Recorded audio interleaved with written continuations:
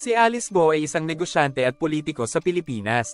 Kasalukuyan siyang naglilingkod bilang alkalde ng munisipyo ng Bamban, Tarlac, isang posisyon na kanyang anako noong ika-30 ng Hunyo taong 2022.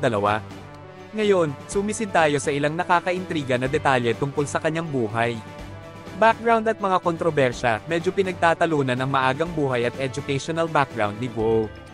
Ayon sa kanyang birth certificate, ipinanganak siya sa Barangay Matatalib sa Nooy Munisipalidad ng Tarlac noong ika-31 ng Agosto taong 1970, bagaman nagkaroon ng inisyal na pagkalito sa kanyang kapanganakan, na orihinal na inakala na ika-12 ng Hulyo taong 1986. Gayunpaman, ang mga dokumento ng aplikasyon ng visa ng kanyang pamilya ay nagpapahiwatig na siya ay ipinanganak sa Fujian, China. Natuklasan ng National Bureau of Investigation, NBI, ang tatlong individual na nagngangalang Alice Lil Go, pawang ipinanganak noong ika-12 ng Hulyo taong 1986. Ang nakakatuwa, iba ang itsura ng isa sa kanila sa mayor.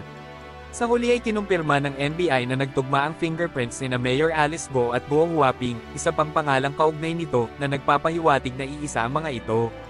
Ang lahi ng ama ni Go ay nakalista bilang Chino, ngunit may mga pagkakaiba tungkol sa kanyang pagkamamamayan. Ang kanyang birth certificate ay nagpapakilala sa kanya bilang Pilipino, na pinangalan ng Angelito Go, habang ang kanyang mga talaan ng negosyo ay nakalista sa kanya bilang isang mamamayang Chino na nagngangalang Jian Zong Go, ipinanganak noong 1958. Palaisipan din ang pagkakakilanlan ng kanyang ina. Siya ay alinman sa isang Filipino housemaid na nagngangalang Amelia Lil Go, ayon sa claim at birth certificate ni Go, o isang negosyanteng Chino na nagngangalang Lin Wenyi, batay sa iba pang mga mapagkukunan. Medyo ang mystery, di ba? Noong Hunyo taong 2024, hinarap ni Go ang suspensyon bilang alkalde matapos maghain ng graft charges ang Department of the Interior and Local Government laban sa kanya, dahil sa koneksyon umano sa mga aktibidad ng Philippine Offshore Gaming Operator, POGO, sa kanyang munisipyo. Inakusahan pa siya ni na Senators Risa Hontiveros at Win Gatchalian na may kaugnayan sa illegal POGO activities kasunod ng mga raid sa Bamban noong 2023 at 2024. Kinwestiyon din ang kanyang pagiging Pilipino dahil sa hindi pagkakatugma ng kanyang mga dokumento at testimonya. Noong Hulyo taong 2024, ang kanyang mga ari-arian ay frozen, at isang order ng pag-aresto ay inilabas para sa kanya. Hindi pa rin alam ang kinaroroonan niya ngayon.